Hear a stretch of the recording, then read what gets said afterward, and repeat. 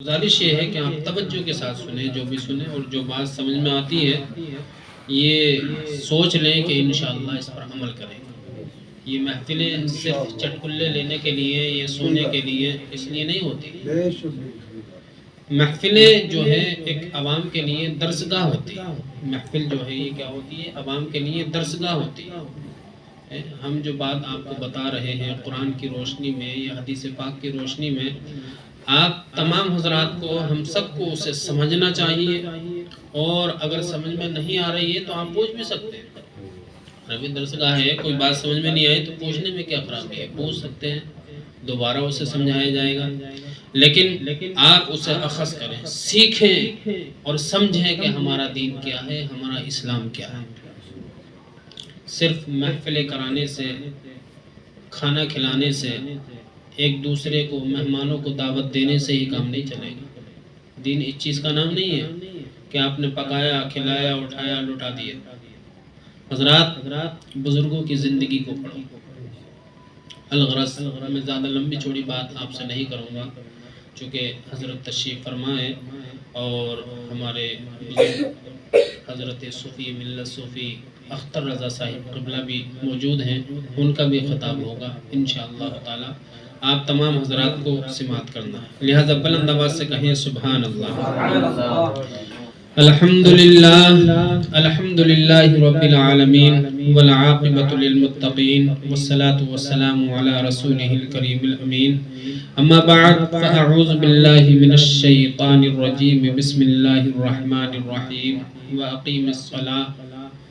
صدق اللہ العظیم وصدق رسولہ النبی الامین الکریم، ونحن علی ذلک لمن الشاہدین والشاکرین، والحمدللہ رب العالمین۔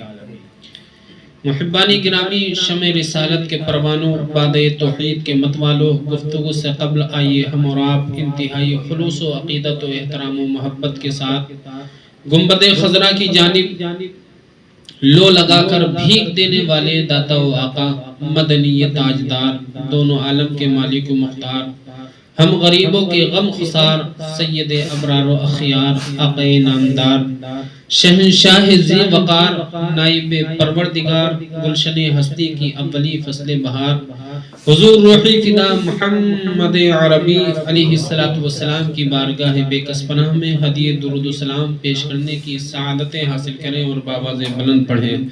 اللہ رب محمد صلی اللہ علیہ وسلم، نحن عباد محمد صلی اللہ علیہ وسلم، صلاۃ و سلام علیک یا رسول اللہ صلی اللہ تعالی علیہ وآلہ وبارک وسلم۔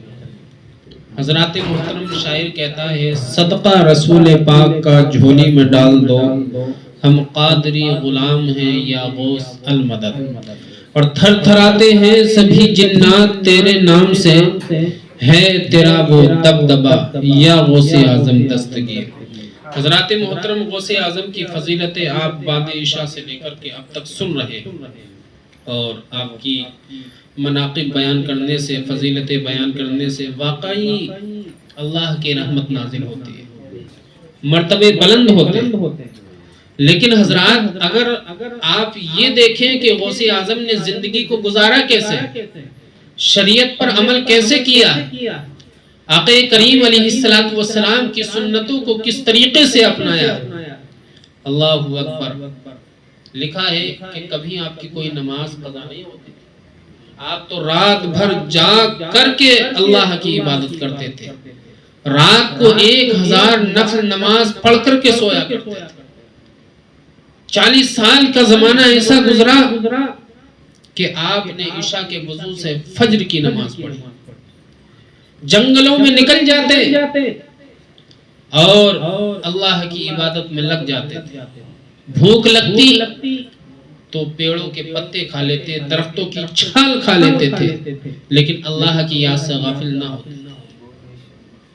لیکن آج ہمارا رویہ یہ ہے کہ غوث اعظم کی 11ویں ضرور منائیں گے، لیکن عشاء کی نماز کا پتہ نہیں، مغرب کی نماز ہم نے نہ پڑھی، ظہر عصر ہم نے نہ پڑھی، فجر ہم نے نہ پڑھی، لیکن 11ویں شریف، یہ کون سا دین؟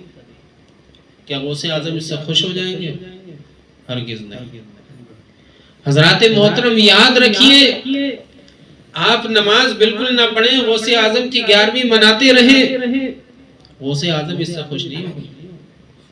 ارے بھائی غوث اعظم رضی اللہ تعالیٰ عنہ تو 5 وقتہ نمازی ہیں اور آپ کا ماننے والا بے نمازی ہو۔